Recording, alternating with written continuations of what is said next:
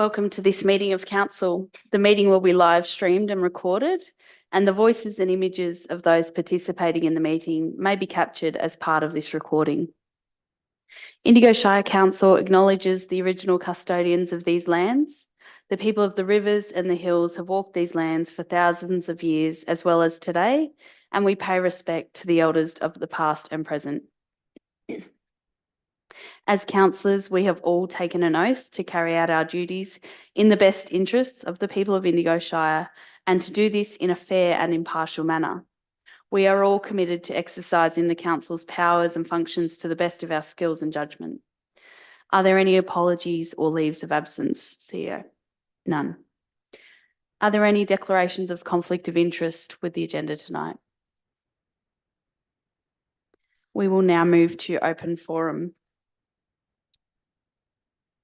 So I will read the questions out. First, I'll check to see if the questioner is in the gallery, and then I'll proceed to read your question. Jack Britton, can I just confirm you're in the gallery? Thank you.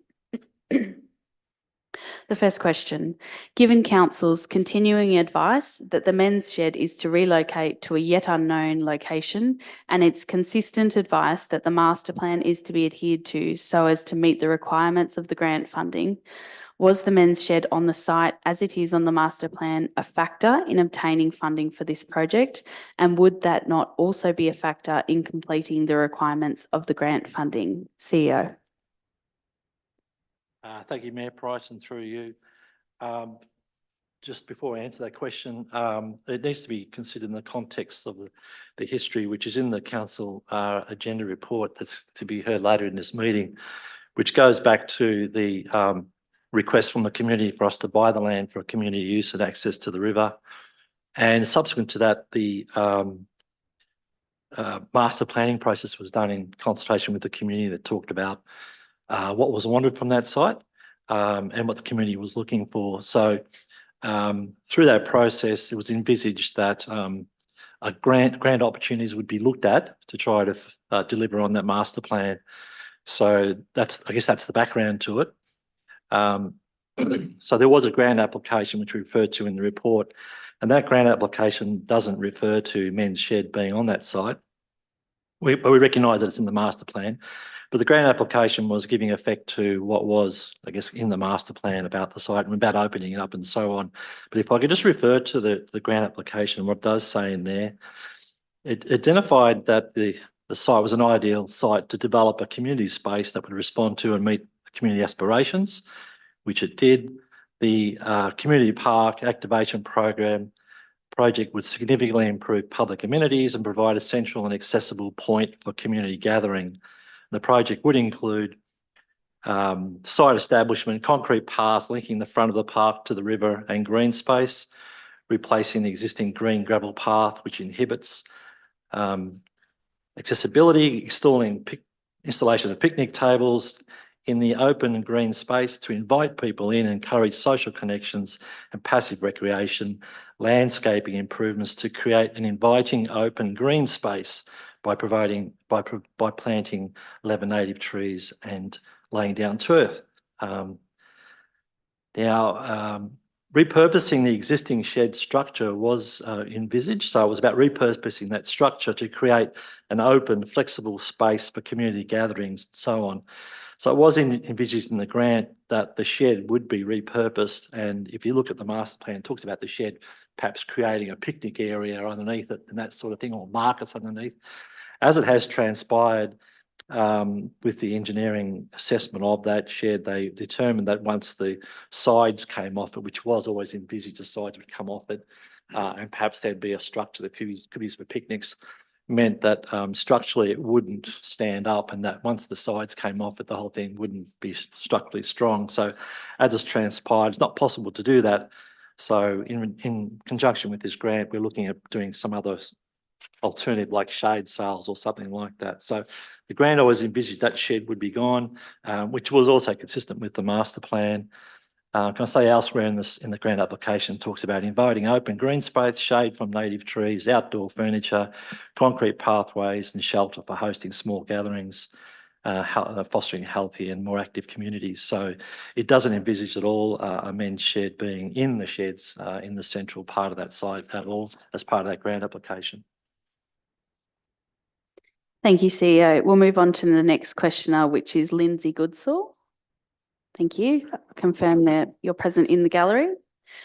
The question is, the main attraction of a men's shed to its members and potential members, many of whom suffer mental illness such as PTSD, depression, anxiety, etc., is the ability to attend the workshop as an informal way of creating social interactions and connections which benefit their ongoing collective mental health. As Council has consistently stated in media and on their own website that Council is working with the Tangam Kiwa Men's Shed to find a solution, could you please advise if consultation has occurred and what has produced and what solutions are being sought? CEO. Thank you, Mayor Price. Yes, our staff have been working closely with the Men's Shed and also with other community groups to try to find some temporary short-term arrangements as well as long-term arrangements. So in the short term, we're looking to find temporary places where materials that are currently in the shed can be stored, as well as meeting places and so on. So we've actually connected with a range of community groups. So the Kiwa Cricket Club, the Kiwa Valley Bowls Club, the Colston Park Recreation Reserve, and so on. And they've all offered space to enable the men's shed to have a place to gather and meet together and safely store their equipment until a permanent home can be secured. I understand that these offers so far haven't been taken up, or they've actually been refused by the local men's shed, but those offers are there. So we've been trying to facilitate those. Can I say that our staff have a great track record in terms of attracting grants, securing grants, writing grant applications and achieving that. So yeah, we're very confident that at some point very soon that we will find the right grant pool and we will find a long-term permanent home for the men's shed. We've also been talking to ministers' advisors and so on to find ways to, I guess, attract those grants or find our ways into getting further grant opportunities. But just remembering though, in all of the mix of this, we always envisaged that that we would be securing grants for the rest of the site. Hence, when we temporarily allowed the men's shed to store their equipment in there, the lease that we put on the table was just a 12-month lease, factoring in that we would be searching for grants for the entire site, and we found a grant fairly quickly. So now that that's under progress, we'll be certainly looking to secure grants for the relocation to a suitable location, and I'm confident we'll find something with a bit of time and patience. In the meantime, arrangements, there's certainly lots of opportunities to find temporary storage for the equipment and for meetings to continue to occur, and so that those things aren't interrupted. Thank you, CEO. The next question is from Ian Kerr. Can I confirm that Ian's in the gallery? Thank you, Ian. Given the presentation of a petition signed by over 500 local people to retain the current men's shed, is the Indigo Shire Council prepared to reconsider its decision to not renew the current lease with the Tangam Kiwa Men's Shed at 37 Kiwa East Road, Kiwa? CEO. Thank you, Mayor Price. I note that this is an open forum question, but we know elsewhere on this agenda under petitions there is an opportunity for councillors to debate this whole issue. So I can't really preempt what that discussion might bring. So that's really an answer for councillors, a question for councillors to answer in their deliberations later in this agenda paper. The next question is from Chris Moran. Can I confirm that Chris is in the gallery?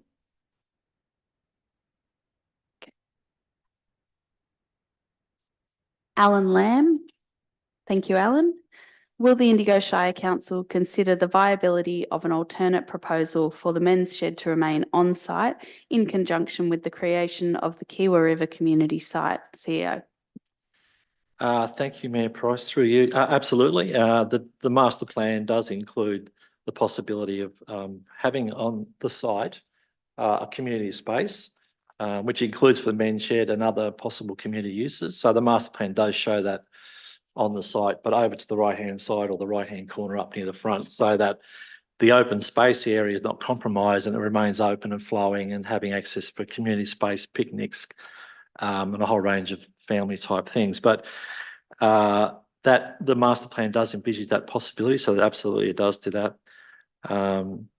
We did look at the possibility of using the current shed that the men's shed are currently in and relocating that over to the side, but unfortunately it was felt the structural integrity wasn't of a way that of a situation where that could be moved safely, and actually the cost involved in doing that would be basically be cheaper than to build a new facility. Unfortunately, the grant we had wasn't able to relocate the shed and repurpose it and rebuild it and build a new suitable site, suitable for habitation with the current grant that we had. So what we'll need to do is to remove that shed or repurpose that shed as is envisioned in the grant, finish the lease, which expires next month, and continue to work with the men's shed group to find a suitable location temporarily and long term, and we'll continue to do that. Thank you, CEO. The next question is from Brian Bailey. Thank you, Brian. Will the Indigo Shire Council consider the viability of an alternate proposal for the men's shed to remain on site in conjunction with the creation of the Kiewa River community site? Thank you, Mayor. I know that that's the identical question asked by a different person, so the same answer applies to that question as well. Thank you. The next set of questions are from Robin McLeish, and I can see that Robin McLeish is in the gallery. The Minister for Local Government has published a paper on the correct financial procedures for the treatment of special charges in the council budget. Indigo Shire lists the environmental management contribution as a special charge within the Shire budget. The Minister has indicated that all costs reported in special charges must conform with the requirements stated in her publication effective March 1st, 2024. Will the Council comply with the Minister's directions and review their special charge and reallocate all costs that do not meet her direction prior to the preparation of the 2024-25 budget? Can I ask the Director of Planning and Corporate Services, Greg Pinkerton? Yeah, thank you. Thank you, Robert. So the Minister's published a good practice guideline, and like all of these good practice guidelines, Council will seek to comply with that. It's fairly early on in our budget process, so how that looks, I haven't got any details at this stage, but that's our intent. The second question, the Rutherglen Silo Art Precinct draft business case and concept design was adopted by Council at the 28th of February 2023 Council meeting. The total project capital cost in the business case is $11.03 million. The project has been reported in Council communications as an $11.5 million project. No information has been provided as to the structure of the grant application. Council stated in the 29th of November 2020 meeting agenda that the financial implications for the project identify $125,000 revenue in the approved budget and expenditure of $125,000. What is the capital cost of this project, and why does TNE refuse to provide grant application information? Where is the $125,000 in the 2022-23 approved budget, and what is it being used for, as this is a TNE project? The Director of Community and Economic Development, Sally Rice. Thank you, Madam Mayor, and through you, pardon me. The cost to construct the Rutherglen Silo Arts Precinct is $11.5 million. This was originally costed at $12.5 million. However, we're now working to revise costings, which are the 11.5. The approach being used to secure this money is to support an application for $10 million by Tourism North East. The application is to the federal government's Growing Regions Grant Funding Program. As with grants of this nature, a co-contribution is required, in this case, in areas impacted by natural disaster from the 1st of May 2022 onwards, which included Indigo Shire. We can seek funding on a 90-10 ratio. Separately, and this is the confusing bit or can be confusing, Tourism North East has already secured state government funding for the Murray to Mountains Rail Trail Enhancement Project. A key site identified from that funding was at the Rutherglen Silo Arts Precinct.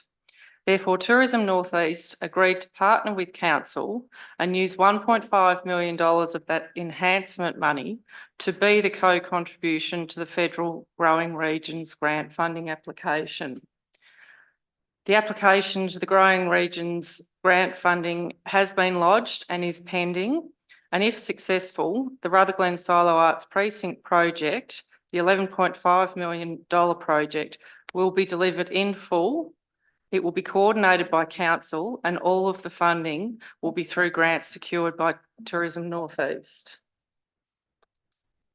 Council endorsed this approach at its council meeting on the 27th of June 2023. As to the second part of the question, Tourism North East is its own legal entity and council is not in a position to speak about what information it chooses to share. In relation to the $125,000 that was noted in the 2022-23 approved budget, council did secure $100,000 through the state government initial investment fast track grant funding for a business case and concept design for the Rutherglen Silo Arts Precinct. Council's contribution to that project was $25,000. This was budgeted for in that year through a new initiative budget item. Therefore, the business case and concept design project cost $125,000 and in total, and it was adopted by council in February 2023. So that work was a discrete piece of work through funding that council secured and made a contribution to, that then provided the business case for this current $11.5 million construction project. So that's the same project, but different phases of it. That's that. Thank you. Thank you. The third question from Robin McLeish. The Indigo Shire annual report for 2022-23 states in the initiative section on page 26 that Indigo Shire will secure funding for phases 1 and 2 for the Rutherglen Silo Precinct project. The outcome claimed in the report is funding secured, project completed. Indigo Shire is claiming that it has secured funding for the project when it is reported that Tourism North East that has secured the grant funding and they refuse to provide any information to Indigo ratepayers. The question is, what financial implications will this project have for Shire ratepayers? Again, can I go to the Director of Community and Economic Development, Sally Rice? So as reported above, council was successful in securing the state government funding through the investment fast track grant for the business case and concept design, which enabled completion of those phases 1 and 2 of the project. We're now in the capital works delivery phase of the project, which is what the Growing Regions grant funding submitted by Tourism North East will be used for if we're successful. If that funding application is successful, the Rutherglen Silo Arts Precinct project will be delivered in its entirety through grant funding. Once delivered, council will assume responsibility for the assets, which will need to be maintained. This project was identified as a key element of the Rutherglen Place Plan, which was adopted by council in March 2023. Thank you. And our last questions tonight are from Kevin Johnston. Can I just confirm that Kevin is in the gallery? Thank you, Kevin. The first question, fallen trees falling from council land onto private property fences, who is liable to pay? Is it the council or Vic Roads? CEO. Thank you, Mayor Price. What seems like an easy question does not have an easy answer. So I'm advised by our insurance experts on staff that there is no straightforward answer to the question as to who, if anyone, may be liable in each case, as each case is different. And potentially liability is dependent on a range of factors, including who has responsibility for management of the land the tree has fallen from, if it's a roadside, if it could be council, it could be Roads Victoria, but the responsibilities vary depending on location and are not necessarily related to who's responsible for the road itself. Whether or not the tree is one that council has planted or has planted on our behalf, who the fence belongs to, as boundary fences are particularly complicated, and whether there is any evidence of negligence on council or Vic Roads' behalf. Because of this, council always recommends that if someone has a tree fall on their property and cause damage, that they contact their own insurer in the first instance. The insurer can then determine if they believe someone has been negligent, and then if needed, they can make a claim to the relevant party. Thank you, CEO. Question 2. Magpie Lane, Wirragee. Over the 35 years, the graded road maintenance has built it up over 700 mil in areas, which turns the runoff water into laneways or driveways that is causing land erosion. This should be fixed and driveways repaired. The Director of Infrastructure Services, Ian Ellett, if you could interpret that into a question. Thank you. Thanks, Kevin, for the question. And look, I appreciate you've asked a third question as well, and my answer is probably going to be similar. I'm not sure there's a question there, but we'll turn it into one. I don't have the background from what you've described in your questions. We need to go and have a look and ascertain, both with the culverts and the build up on the road, the impact on any runoff and erosion being caused. I can't sit here tonight, so I just don't have the familiarity other than to say, it seems like there's merit in what you're saying that, warrants someone going out and having a look and determining what needs to be done. So from your brief words, I wouldn't mind catching up with you and getting a little bit more detail, but we'd have someone have a look at it and report back. But I can't provide any more clarity than that tonight. I'll ask the third question. Culverts installed by the council higher than the road on Magpie Lane. They're causing issues with access to mailboxes, and Australia Post requesting for mailboxes to be relocated. This needs to be rectified. Again, the Director of Infrastructure Services, Ian Ellett. Yeah, so as I said, Kevin, same answer, but wouldn't mind, we'll make contact with you sort of after this meeting and might just get a little bit more detail from you and we'll get that assessed. Cool. Thank you. That brings us to the end of open forum. I'd just like to note for anybody, you're more than welcome to leave at any time, but if you're also staying for a later agenda item, you can leave any time after that, or you can stay for the entirety of the meeting. The next item is item 6, community and council achievements. I'd like to raise one first, and we would just like to formally recognise here at our council meeting the recipients of our Australia Day Awards. So those awards for 2024 were for Christine Dormer, who was the Citizen of the Year, Kurt Sorensen, who was the Young Citizen of the Year. The Kaganya Country Women's Association won the Indigo Shire Community Organisation of the Year. Jolene Humphrey won the Kiwa Tangambalanga and District Certificate of Achievement. Julie Simpson won the Rutherglen and District Certificate of Achievement Award. Colin Harkin won the Barnawartha and District Certificate of Achievement. Velma Chanaworth won the Chiltern District Certificate of Achievement, and Ruben Farlett won the Emma George Sporting Scholarship. And I note that some councillors would like to speak about the Australia Day celebrations later in the agenda. Do any other councillors have any community and council achievements that they would like to note? Councillor Gold. Thank you. I would like to just raise for the awareness of the community a couple of council projects that have been named as finalists in upcoming awards.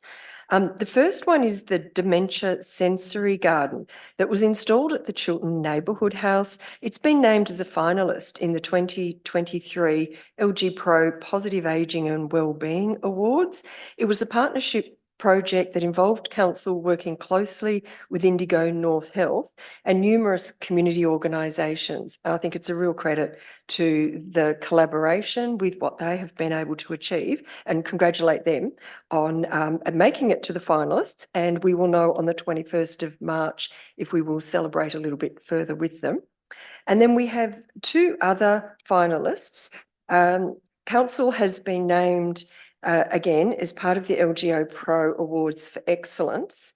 The first of these is the Young Achievers category, and it was one of Council's employees, Ella Cheeseman, who has been named as a finalist. This award recognises achievements for people up to the age of 30 who've worked in local government. Ella was an extraordinary contributor to the Future Proof project, very active in community, formed some fabulous relationships, and was an absolute joy to be around. I know she has now left to continue her studies. It was devastating to see her go, but congratulations to Ella for her work and be named as a finalist. Also in the outstanding small rural council initiative category, the Indigo Epic Trail has been named as a finalist. So we won't know more on those awards until Thursday, the 2nd of May. So we've got a bit of a wait, but I'm looking forward to hearing some positive outcomes for one, if not three. So congratulations to them and to the council officers and the staff who have worked really hard to enable those people and projects to achieve. So thank you. Thank you, Councillor Gold. We will now move on to condolences, and I note Councillor Horn, you'd like to raise a condolence with the meeting. Thank you.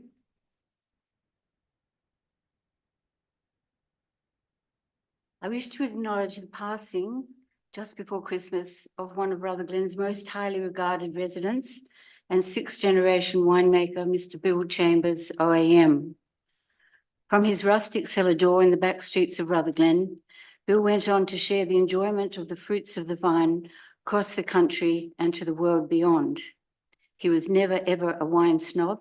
He'd just invite visitors to have a go and see what they thought. He was the eldest of the 7 Chambers boys and was only 7 years old when he was packed off to Melbourne to be educated. He matriculated from Scotch College in 1949 before attending the Roseworthy Agricultural College in South Australia, graduating with first-class honours in oenology and a gold medal in recognition of his fine intellect. After that, he completed a couple of vintages with Seppelts and Lindemans over in Corowa, followed by a 3-year stint back in South Australia as a winemaker for the Stanley Wine Company. Then, upon the death of his paternal grandfather, he returned to Rutherglen to revitalise the family business and commence his commitment to wine judging all over the country. In 1979, he was elected as chairman of the Melbourne Wine Show, a role he continued in until 2000, when he wanted to give a younger person the opportunity. Over the years, he was proclaimed a legend by the winemakers of Rutherglen and received a myriad of other awards and recognition for his contribution to the Australian wine industry, culminating with an OAM in 2004. Bill was a generous and anonymous benefactor of his wider family, churches of all denominations, and a long-time supporter of all sorts of clubs and worthy causes, such as the Lake Moodymere Rowing Regatta.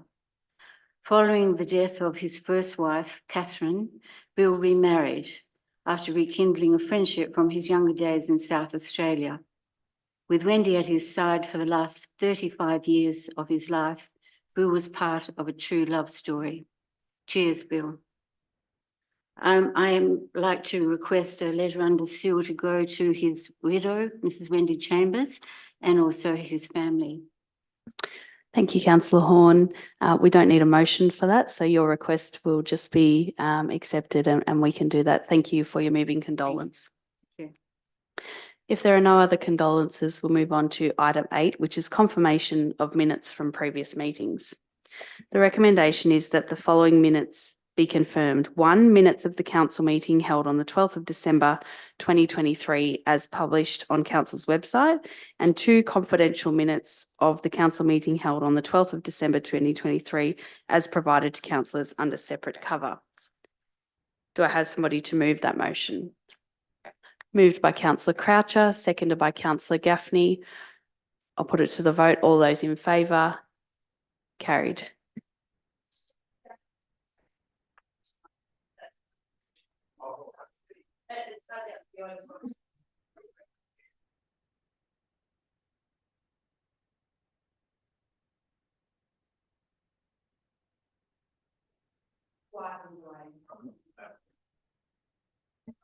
Item 9 is business arising from the previous minutes, and then there are nil reports.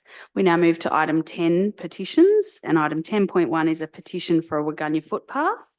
The item is for decision. The recommendation is that Council 1 notes the petition signed by 156 people from the Waganya community seeking a footpath on the south side of Blanche Street, Waganya, from between Frederick and Ford Streets. And 2, notes that the matter will be investigated as an operational matter and will be considered against other footpath priorities as part of the future capital works program. Can I please have somebody to move that? Moved by Councillor Gaffney, seconded by Councillor Tyson. Councillor Gaffney. I received a letter from the Waggunya Progress Association regarding this petition. Of note, I thought the importance was the intersection of Blanche and Ford Streets is the most dangerous in town due to vehicles turning into and out of Blanche Street. Very often there are vehicles parked on both sides of Blanche Street in the short block, adding to the danger for vehicles and pedestrians. We are asking that the footpath be placed on the south side of the street so pedestrians do not have to cross Blanche Street on the crest of the hill nor cross the driveway of the licensed premises. Thank you, Councillor Gaffney. Councillor Tyson, would you like to speak as seconder? Yeah, I'd like to thank the residents of Waggunya for sending through the petition and highlighting what is a safety concern for the community. It's a good time for that to come to us, given that we're about to go into a budget phase and we may be able to help them. Thank you. Thank you, Councillor Tyson. Would any other councillor like to speak to the motion? Councillor Horn. I find it interesting that the people of Waggunya have again found it necessary to contact us in this way. And I just wonder if we need to perhaps review the way that we cover these situations off. I know that we have regular meetings with these people. So as I say, I find it interesting that they're having to put in a petition to put forward their ideas. Thank you, Councillor Horn. Would anybody else like to speak to the motion? I'll go back to Councillor Gaffney as the mover. Would you like to sum up? Thank you, Madam Mayor. In answer to Councillor Horn, we don't get a lot of petitions, but I think petitions are a very good way for large numbers of the community to communicate with council. It's interesting that in this petition, they are all local people at Waggunya. Thank you, Councillor Gaffney. I'll put it to the vote. All those in favour? Carried unanimously. We'll now move on to item 10.2, which is another petition. This petition is for the Tangambalanga Kiwa Men's Shed.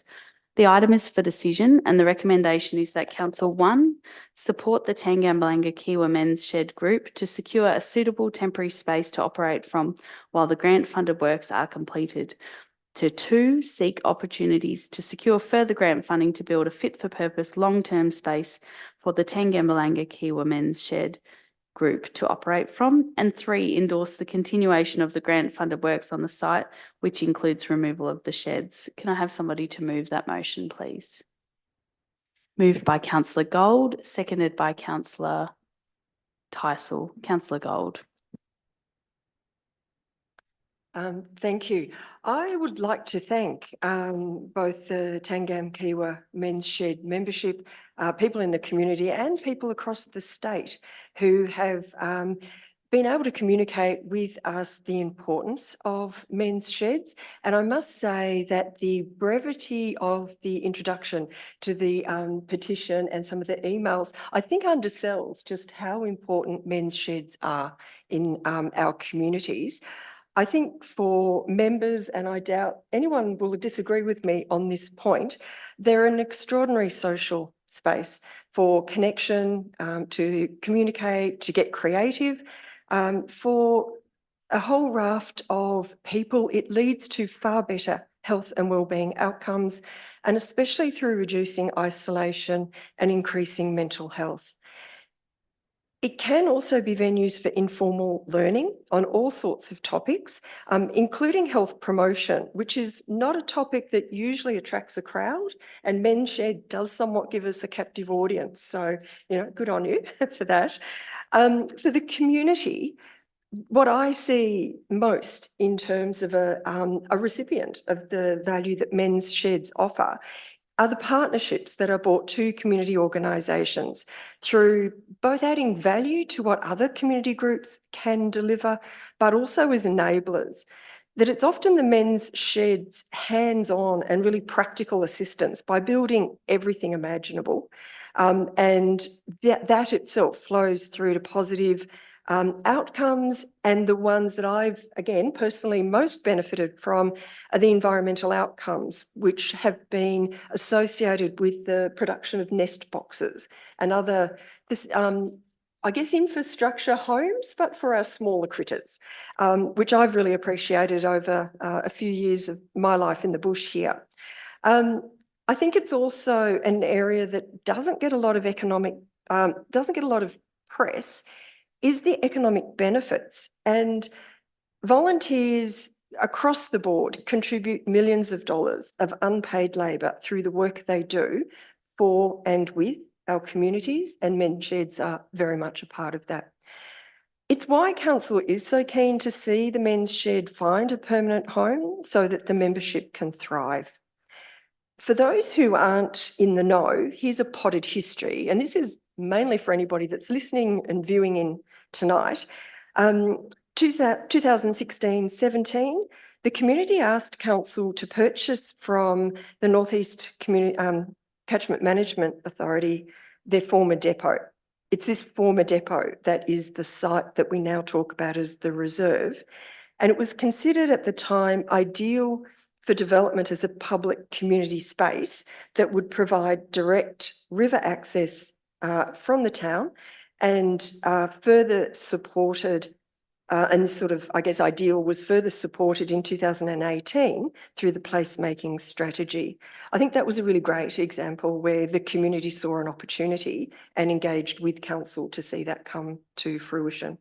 2019, the settlement on the land took place, and in 2021, community planning commenced on the master plan, which we've heard about in some detail tonight, which defined the vision of the site as a family-friendly space for all ages and abilities for recreational use. In 2022, council received a grant of $90,000, plus made their own contribution of $80,000, and received a further $10,000 from the community to complete the works on the site.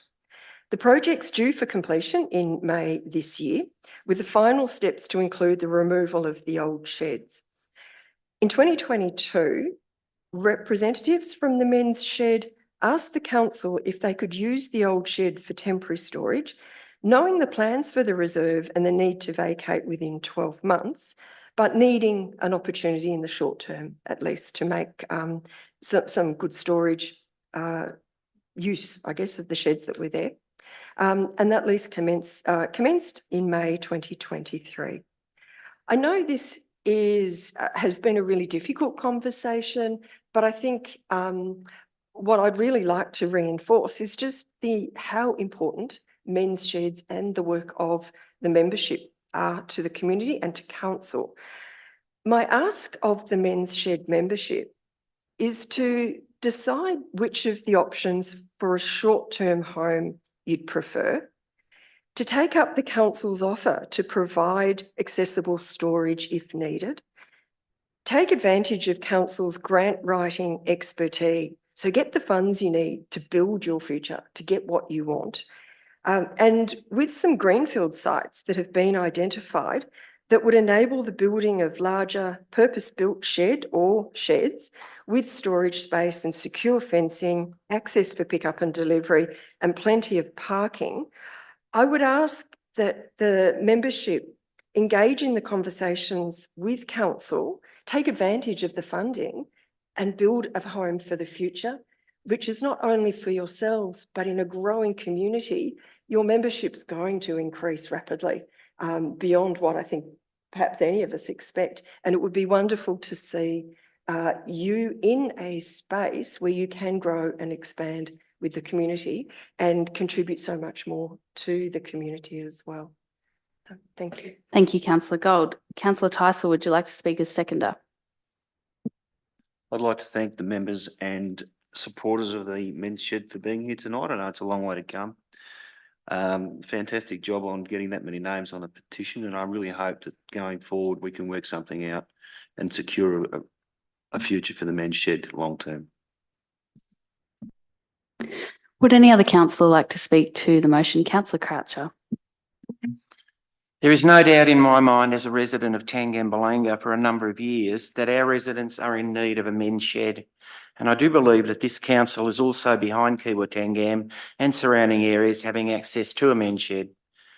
Our community have strived for years to have access to the Kiwa River, and when the Shire in their wisdom purchased the old Neckmar site, our community now have the opportunity to access the river and freely explore the opportunities the river can give.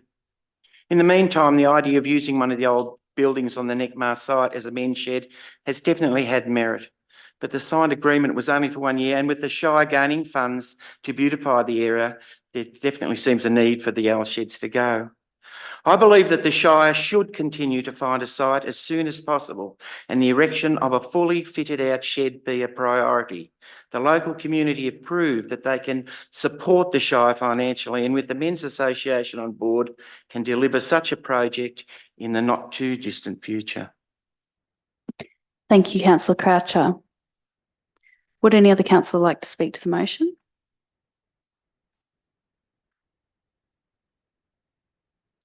I'll go back to you, Councillor Gold, if you'd like to sum up.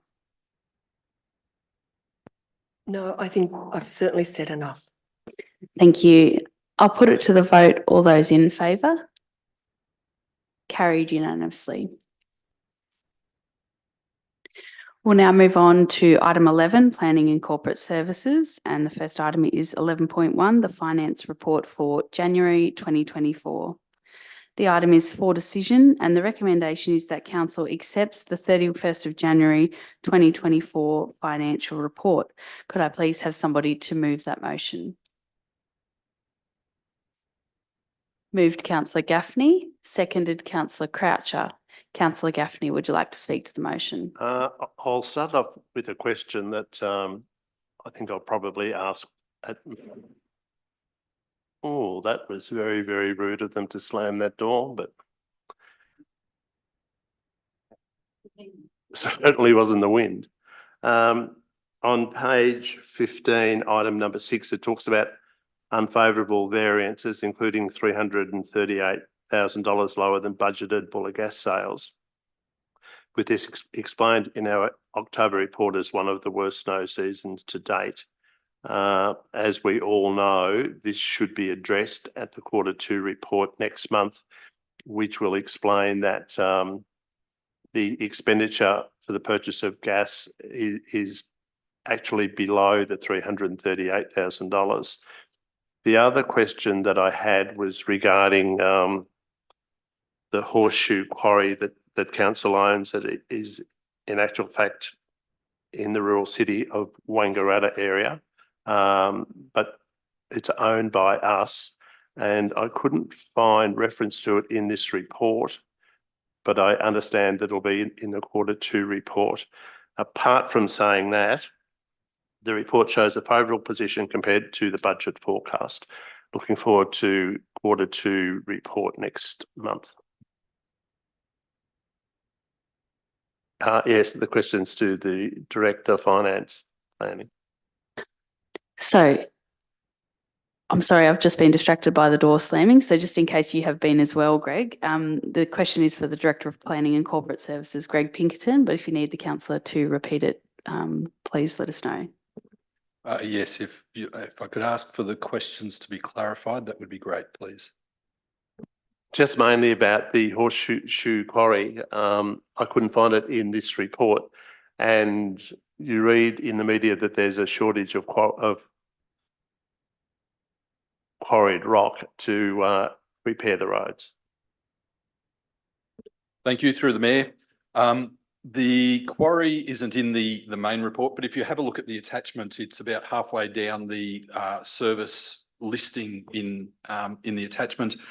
The budget for the year is for a surplus of $80,000, and you're absolutely right. At Q2, we have an opportunity to have a look at that projection and adjust it as needed. Over the last 5 years, the average surplus from the quarry is just shy of $84,000. So this year's projection is very much along the same lines as the last 4 or 5 years. But yeah, at mid-year, we'll readjust that with any new information that we have about sales. Thank you, councillor Gaffney. Councillor Croucher, would you like to speak as seconder? Yes, I'd just like to agree with the recommendation that council accepts the finance report, noting that the first 7 months of the 23-24 year is showing a favourable position compared to the budget forecast. Thank you, councillor Croucher. Would any other councillor like to speak to the motion? If not, I'll return to councillor Gaffney. Would you like to sum up? No, thank you, Madam Mayor. I'll put it to the vote. All those in favour? Carried unanimously. We'll move now to item 11.2, planning permit application PP 23-0172. There's a whole sequence of numbers in brackets I won't read. It is 11 Albert Road, Beechworth. The item is for decision. The recommendation is that council issue a notice of decision to approve a planning permit at 11 Albert Road, Beechworth, allowing for two-lot subdivision in the general residential zone and heritage overlay, demolition in the heritage overlay, and subdivide land adjacent to a road in a transport zone 2, subject to the attached conditions. Can I please have someone to move that motion? Moved councillor Tyson, seconded councillor Gold. Councillor Tyson.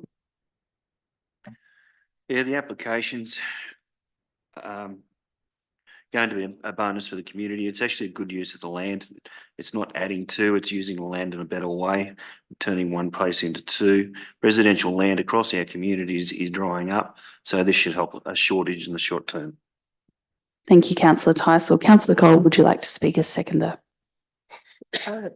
Very similar sentiments to councillor Tyson. I think our opportunities to increase our housing stock, it's critical for both our workforce and our residents and our tourism. I think this, again, is a good use of land. It has great aspects from both sides, and it's lovely to see this opportunity taken advantage of. Thank you, councillor Gold. Would any other councillor like to speak to the motion? Councillor Croucher. I'd just like to say that it was absolutely fantastic being able to go out and have a look at the site before we actually made a recommendation. I think that was really terrific. Thank you. Councillor Shepherd. This matter came to us because there were 3 objections. I just want it to be noted that those objections are around boundary, which is a civil issue that those people will have to go through themselves, and we can still make a decision on the planning matter. So that's why we're making decisions here. Thank you, councillor Shepherd. Would any other councillor like to speak to the motion? If not, I'll return to councillor Tyson if you would like to sum up. No, I'll put it to the vote. All those in favour? Carried unanimously. We move to item 11.3, planning permit application PP 23-0164, which is for 1627 Murray Valley Highway, Huon. The item is for decision. The recommendation is that council issue a notice of decision to grant a permit at 1627 Murray Valley Highway, Huon, for the buildings and works to construct an outbuilding in accordance with the conditions at attachment 3. Could I have somebody to move that motion? Moved councillor Tyson, seconded councillor Croucher. Councillor Tyson. Yeah, not much to say really. This is just a shed on a rural property. I believe that it fits the purpose and the use, and that it will hopefully stop some of the thefts that are occurring in the area. Councillor Croucher, would you like to speak as seconder? I'd just like to expand on what councillor Tyson has said, that the building has minimal impact on the significant landscape. It's considered a reasonable size for an outbuilding. It'll be mostly screened by another existing building and large trees. It's over 200 metres from the road zone, and it's consistent with the zoning of the land. Thank you, councillor Croucher. Would any other councillor like to speak to the motion? Councillor Gaffney. When I look at the master plan for Coulston Park, which is at Kiwa Tangambalanga, at item 16, there's land set aside for a men's shed for Kiwa Tangambalanga, which we've been discussing earlier tonight. Sorry, councillor, just to confirm that this is a planning permit application. The next item is the rec reserve plans. Oh, that's okay. If any other councillor would like to speak to the motion, otherwise I'll return to councillor Tyson, who might like to sum up. I'll put it to the vote. All those in favour? Carried unanimously. Item 6 is Community and Economic Development, and item 12.1 is Recreation Reserve Master Plans, Coulston Park Recreation Reserve, Yakandana Sports Park, Barclay Park and Allen's Flat Waterhole. The item is for decision, and the recommendation is that Council 1, adopt the Recreation Reserve Master Plans for council-owned and managed sites at Coulston Park Recreation Reserve and Yakandana Sports Park, and 2, note the Recreation Reserve Master Plans for DECA-owned and managed sites at Barclay Park and Allen's Flat Waterhole. Could I have somebody to move that motion? Moved Councillor Shepherd, seconded Councillor Croucher. Councillor Shepherd. Master plan is certainly on the agenda tonight. The thing about this came to us in December. It's gone out to the community and to the committees to give feedback. Nothing has come back. I think nothing has come back because it was a very good process. And I think all those people that wanted to say something about these recreation areas have said what they wanted to say. And I think these are great master plans that represent, there's lists of what each of those master plans will have in them if we can ever get funding for them, which we are constantly getting funding for the master plans. The other thing is the importance of master plans in terms of us getting funding and grants. And I just wanted to detail that I mean, we haven't even approved it, and already we're able to apply for a tiny towns funding for the Allen's Flat Waterhole enhancement, which includes walking trail improvements, pontoons, small jetty improvements to water entry and exit points, with a total project cost of $65,000. So we're applying for a grant for those enhancements, which we wouldn't have been able to do without having from the committees and from the community what they wanted to have. So this is, hopefully we'll all endorse these. And I just want to thank the consultant and thank our Sally and her department for the great work they've done in engagement in this space. Thank you, Councillor Shepherd.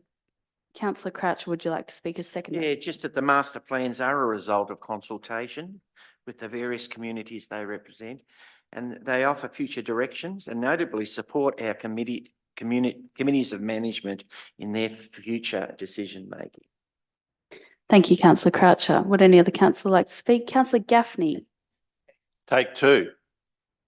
I noticed the master plan of Coulston Park, which is at Kiwa Tangambalanga. At item 16, there's land set aside for a men's shed, which the previous item was discussed just recently. And also I'd like to mention at Barclay Park, in that master plan at Rutherglen, that the Murray Felines Female Football Club is also part of that plan. Thank you, Councillor Gaffney. Would any other councillor like to speak to the motion? I'll return to you, Councillor Shepherd. Would you like to sum up? I'll put it to the vote. All those in favour? Carried unanimously. Item 12.2 is the Investment Incentive Policy. The item is for decision. The recommendation is that Council adopts the draft Investment Incentive Policy for 2024. Can I have somebody to move that? Moved Councillor Tyson, seconded Councillor Gold. Councillor Tyson? I'd just like to say how much this policy means to our small businesses and our larger businesses. It's once again showing that Indigo Shire Council is investing in its community, its people. It underpins Council's commitment to invest in our businesses, those that are here now and those that we may potentially get in the future, especially in difficult markets, which we are now facing as we go forward. So I'd also like to acknowledge Justin, who has put together this, and it's a great piece of work. Thank you. Thank you, Councillor Tyson. Councillor Gold, would you like to speak as seconder? Thank you. Yeah, I think this is a wonderful policy. Again, along the lines that council can't help businesses do good business. That's up to the owners and the operators. But what we can do is enable business to understand the opportunities in the region, for new business to easily navigate opportunities across the Indigo Shire, and for our existing businesses to get support when and where they need it so that they can continue to grow. And I think it's really critical often for our smaller businesses that they don't quite know where to turn often, and to be able to come to and Justin and his department and be able to seek advice to help navigate this space, I think is critical. And where council can, and where we know the council staff are already supporting businesses with their grant applications, how to find appropriate sources of funding if it exists, and just some of the wisdom that can help businesses make good decisions quicker by being on the right path. I think that's wonderful. So I think this policy is a really positive step forward, and I'm very pleased to see it before us. Thank you, Councillor Gold. Would any other councillor like to speak to the motion? Councillor Shepherd and then Councillor Gaffney.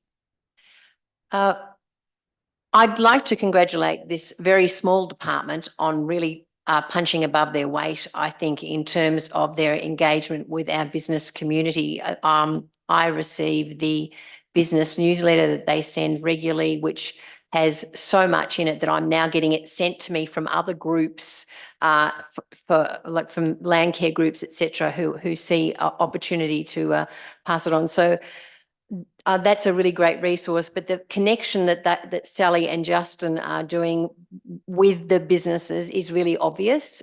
You hear it out in the business world, and also the great work that Indigo, which is the Economic Development Committee, community committee, working with those two people on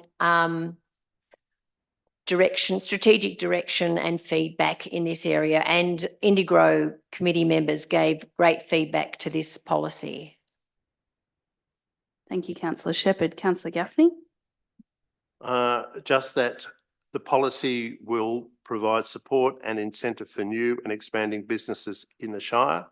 The draft policy provides a range of financial and other supportive measures to enhance the Shire's ability to assist with economic growth and prosperity. It's also good that if this is endorsed, it will be available on the council website for businesses who wish to expand or to grow, can read that document and make contact with the Shire.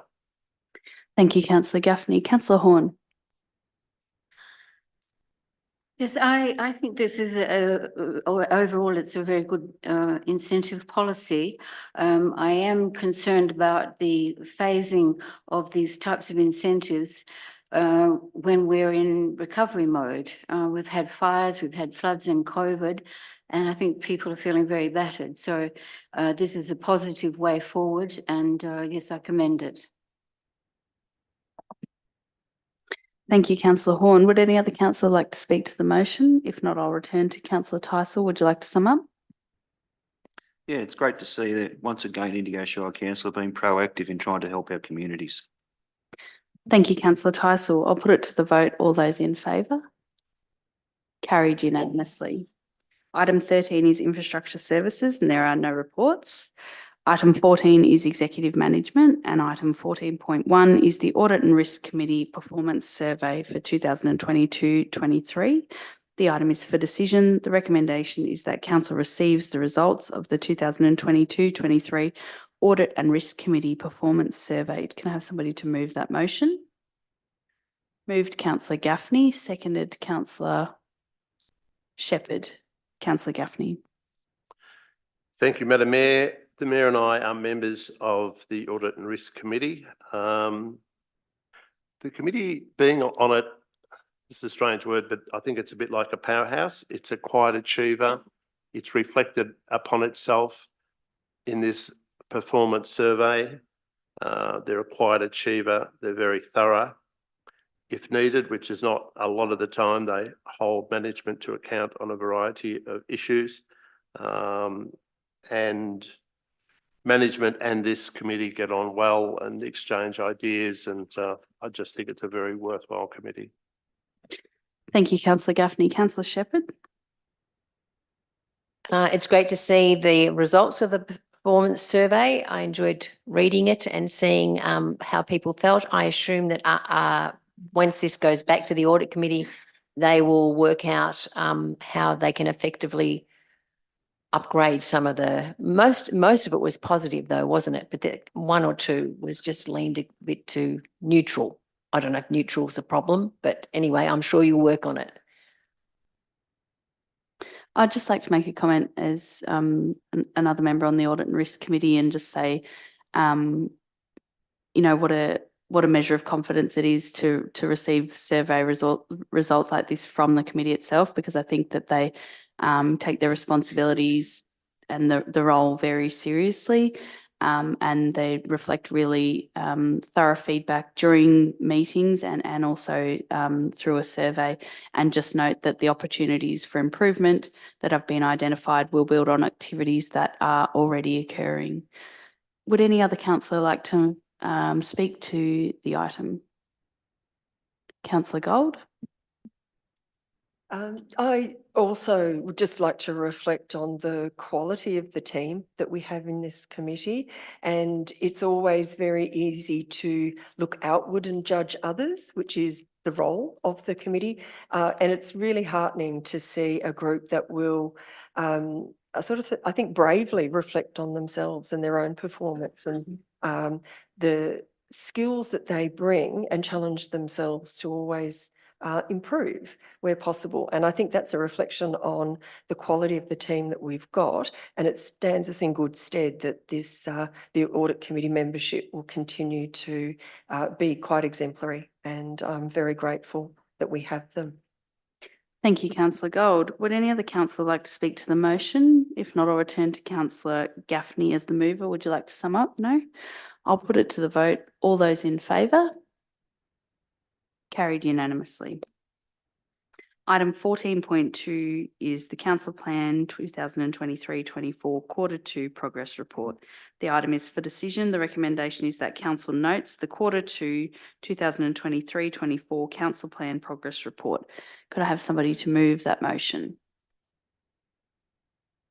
Moved Councillor Tyson, seconded Councillor Shepherd. Councillor Tyson?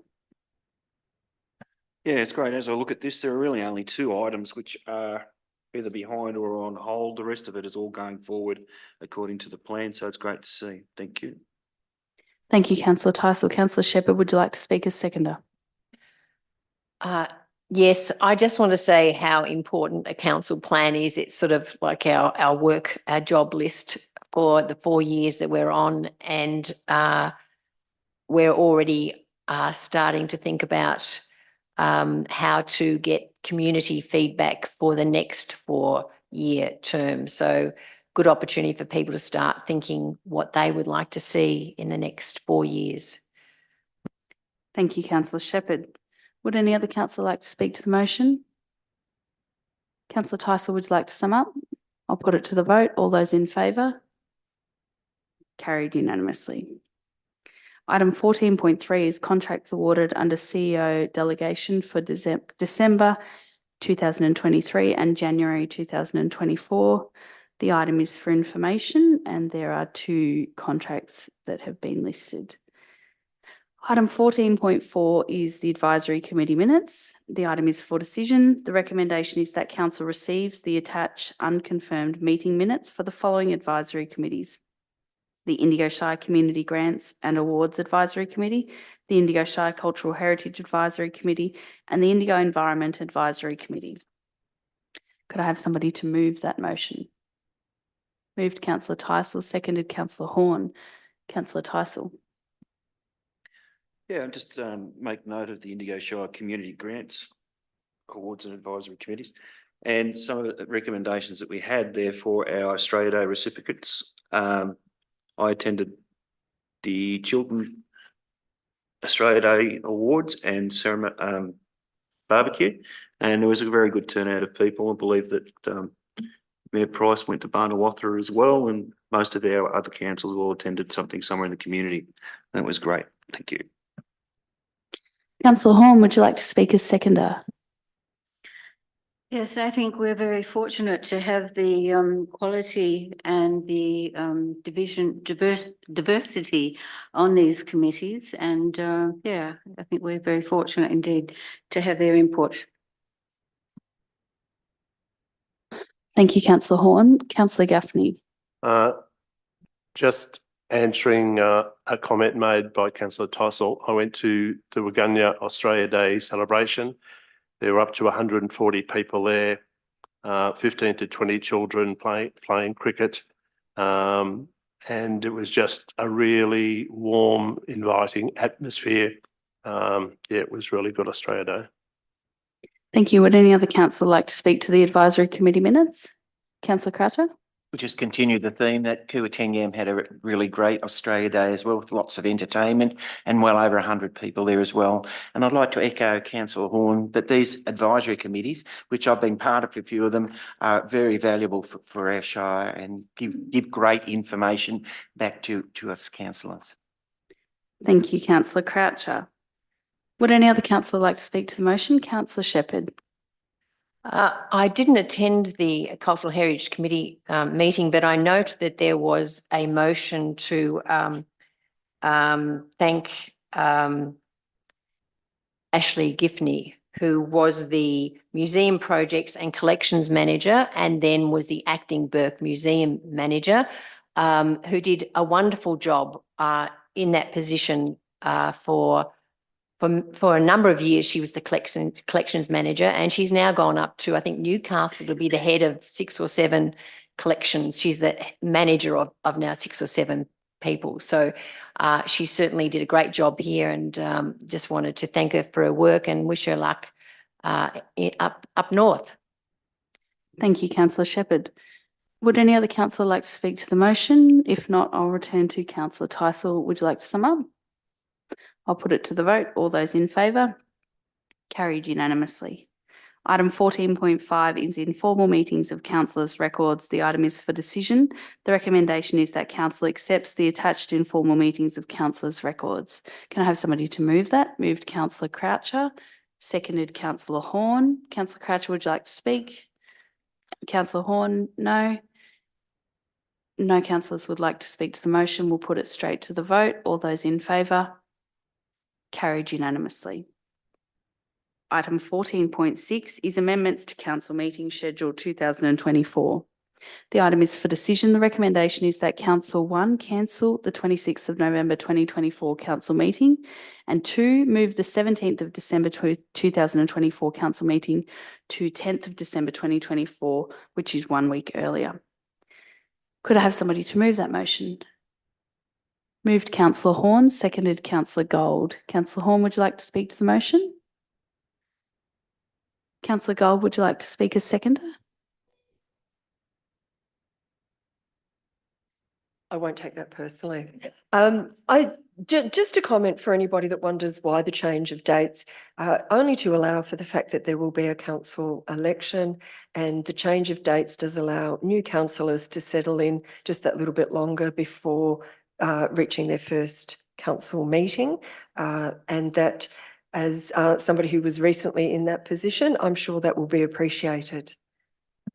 Thank you, Councillor Gold. Would any other councillor like to speak to the motion? I'll put the motion. All those in favour? Carried unanimously. Item 15 is notices of motion, and there are none. Item 16 is councillors' reports. Would any of the councillors like to make a report to the meeting? No. Item 16.1 is the Mayor's Diary for December 2023 and January 2024. If any councillors have any questions. Item 17 is the Decisions Register, which is for information. And item 18 is general business. Do any councillors have any general business for the council meeting? Councillor Tysell. Yeah, I'd just like to remind our communities that we are in for some fairly bad days in relation to fire, and that if they need help, they should go to the Vic Emergency app and or have their ABC radio on for information. And please ensure that if you have a fire plan that you are using it and it's enacted before the conditions deteriorate over the coming days. Do any other councillors have any general business? Councillor Horn. I would like to inquire about any feedback or progress on the situation with Main Street, Rutherglen traffic situation, please. Is your question to the CEO? To the CEO, please, yes. CEO. Thank you, Councillor, for the question. Just quick context for the question.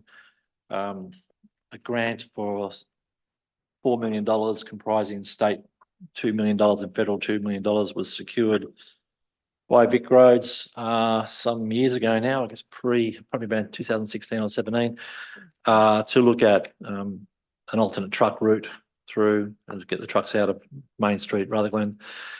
Over that period of time, I think Regional Roads Victoria probably spent something approaching $1 million of that grant on consultation, feasibility studies, origin destination studies, a whole range of things. So there's about $3 million left.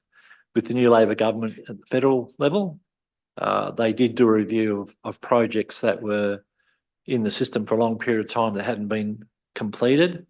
And this project was caught up in that. So sometime last year, mid last year, they did announce that they would cease their contribution to this project.